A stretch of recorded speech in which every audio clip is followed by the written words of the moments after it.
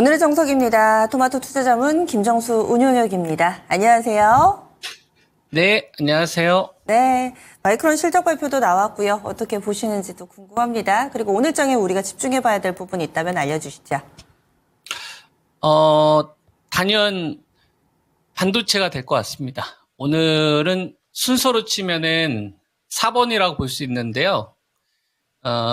지금 시장의 포인트를 제가 그동안 어떻게 말씀을 좀 드렸었냐면, 이제 8월 달 초에 시장의 중심이 바뀌었다. 그래서 이제 반도체에서 바이오로 바뀌었다. 이런 말씀을 좀 드렸었잖아요. 그리고 요거는 우리가 언제 때랑 좀 유사하냐면은 작년도 2023년도 9월 달 이때는 시장의 왕이 배터리에서 이제 반도체로 제가 바뀌었다는 말씀을 좀 드렸었고 실제로 이제 반도체로 바뀌었죠. 그리고 요 8월 달은 시장의 중심이 이제 반도체에서 이 바이오로 좀 바뀌었다. 그죠? 8월 달 초에 돈의 구조가 바뀌었다. 그리고 나서 이제 한 달 반이 지났잖아요. 그리고 나서 실제로 바이오가 시장의 중심이 됐고요. 그래서 제가 순서를 좀 매겨드렸어요. 돈의 어떤 이 구조, 돈이 들어오는 순서. 그래서 우선순위는 바이오 중심주가 돼야 되고, 그 다음에 두 번째는 제가 자동차, 현대차, 기아, 요걸 말씀 좀 드렸고, 그 다음에 세 번째가 이제 배터리인데, 배터리는 이제 LG 에너지 솔루션, 요걸 좀 따라가지 말고 기다렸다 사자. 그죠? 요런 말씀 좀 드렸었고, 네 번째가 이제 반도체였죠. 반도체가 이제 후순위. 그래서 반도체를 가지고 계신 분들의 입장에서는, 반도체를 먼저 하려고 하지 말고, 바이오에서 먼저 먹고, 자동차에서 먼저 먹고, 그리고 배터리가 자금이 들어온 다음에 공략을 하자가 제가 지금까지 말씀을 드렸던 전략이었었고요. 그리고 2700 초반 요 구간에서 현금을 좀 만드셔라 의견 좀 드렸었잖아요. 그리고 현금을 좀 만들자라는 의견을 좀 드렸었다가 현금을 들고 좀 기다려주자, 아껴두자.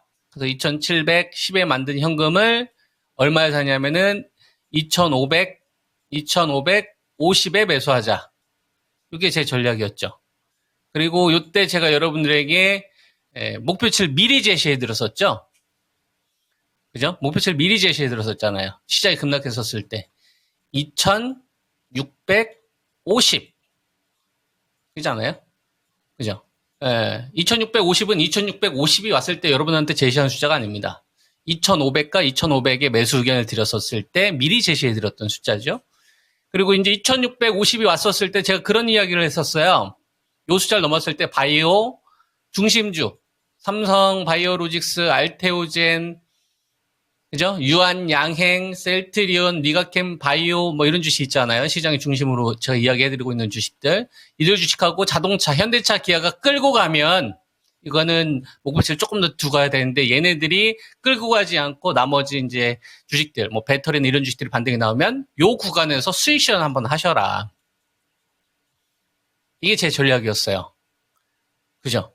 어제 여러분들 2650 딱 이거 아침에 넘자마자 싹 밀렸어요, 여러분.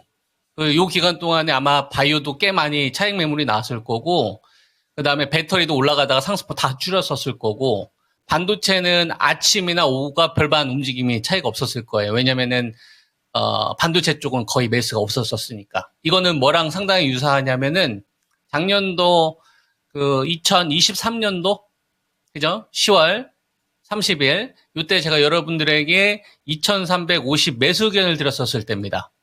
그죠? 2350 매수 의견을 좀 드렸었을 때 이때 시장의 중심이 배터리에서 반도체로 바뀌고, 요 구간에서 뒤늦게, 소외받았던 이 배터리가 갑자기 공매도 이슈로 인해서, 바이오도 움직이고, 반도체도 움직이고, 저 때는 언택트도 움직였었어요. 자동차도 움직이고, 그리고 나서 가장 마지막에 소외받았던 배터리가, 완전 계속 소외받았던 배터리가 갑자기 장 끝나고 나니까 이제 공매도 제한 이슈 나와서 갑자기 막 상한가에 육박하는 이런 흐름들이 나오면서 이 갭을 순식간에 메꿨었거든요. 그 당시에는 배터리가 4번이었어요. 지금의 4번이 누구죠, 여러분? 지금의 4번이 반도체인 겁니다. 무슨 말인지 이해되죠? 그래서 반도체가 지금 해외 시장을 보면 급등 흐름이 나왔잖아요. 마이크론 테크놀로지 여기서 이제 실적 발표를 좀 했었는데 이게 주요 이벤트라는 거는 이 방송을 보시는 분들은 다 아실 거 아니에요. 워낙 많이 노출이 됐었으니까. 그래서 이게 아침에 좀 투자 심리 개선을 좀 시킬 수 있는 요인이 될 것 같아요. 근데 이런 걸 미리 알았어야죠. 그러니까 예를 들어서 이제 마이크론 테크놀로지에 인해서 만약에 아침에 반도체 강세가 나오는 게 무슨 의미가 있겠냐 이거예요. 이미 이런 걸 미리 대비를 했어야 된다는 얘기. 이건 다 후행인데. 2650에서 현금 만들어 갔다가 오늘 반도체 관련된 주식들이 회복이 되게 되면 4번까지 자금을 도는 거니까 어제 바이오 급락이 나오거나 자동차 관련된 주식들, 배터리 간에 어떤 이격이 있을 거야. 이쪽 또 공략할 수 있는 또 기회를 또 맞이하잖아. 이걸 미리 대비한 사람들과 아닌 사람하고는 이 수익률 격차가 점점 벌어지는 거죠. 그러니까 항상 선행이 되게 중요한 거다. 무슨 말인지 이해되죠? 그러니까 이 마이크론 테크놀로지와 관련된 거는 이미 결과론인 거고 아침에 갭으로 만약에 반도체 관련된 주식들이 움직이면은 이미 액션을 취한 사람들이 그걸 누리는 거죠. 이미 결과가 나온 다음에 하는 건 늦다 이거예요. 그러니까 주식 투자하시는 분들 항상 선행을 여러분들이 두셔야 되는 거고요. 여기서 이제 우리가 이 돈이 연속적으로 들어오려면 이 실체를 우리가 파악을 해야 돼요. 이게 그냥 하루 이틀짜리 이벤트냐 아니면 이제 연속적으로 판을 좀 바꿀 수 있는 포인트냐 이런 거를 알려면 이제 산업과 기업 그다음에 여태까지 움직였던 이 돈의 구조들을 알아야 되는데 이 IR에서 나온 내용들을 우리가 좀 되짚어 볼 필요가 있습니다. 최근에 모건 스탠리가 우리나라 이제 반도체 관련되어서 그 고점 겨울이 왔다 해서 막 목표치 하이닉스도 막 반토막 내고 삼성전자도 목표치 다 하락시키고 막 그랬었잖아요. 그것 때문에 최근 들어서 이제 반도체 가지고 있는 분들이 굉장히 어려운 구간을 보였었는데 여러분 모건 스탠리 있잖아요. 이번에 이 목표치 그 사람들 8만 원대에서 6만 원 목표치 하락시켰던 사람들이에요. 그때 저는 여러분들한테 8만 원대 막 매수 의견 들었었잖아요. 8만 원대 손절하고 6만 원대 기다리고 이야기했던 사람이에요. 그리고 나서 신고가가 가니까 그때 목표치 높였던 사람이고 급락시키니까 또 다시 하는 거예요. 이런 거에 놀아나면 안 된다는 얘기입니다. 주식 투자하시는 분들은 그러니까 순진한 양처럼 놀아나면 안 된다는 얘기예요. 그 사람들의 수를 내다볼 줄 알아야 된다는 얘기예요. 그래야지 우리가 역이용할 수 있는 거예요. 무슨 말인지 이해되죠? 그래서 우리가 지금 주식 투자하시는 분들은 오늘 시장을 바라봤었을 때 마이크론 테크놀로지에서 나온 내용을 보니까 어떤 내용들이 있었냐면 일단 AI 수요가 가짜가 아니라는 게 드러났고 HBM이 내년도 33조까지 늘어난다는 얘기는 시장에서 고점 논란이 사라질 수 있는 요인이 하나 되는 거고요.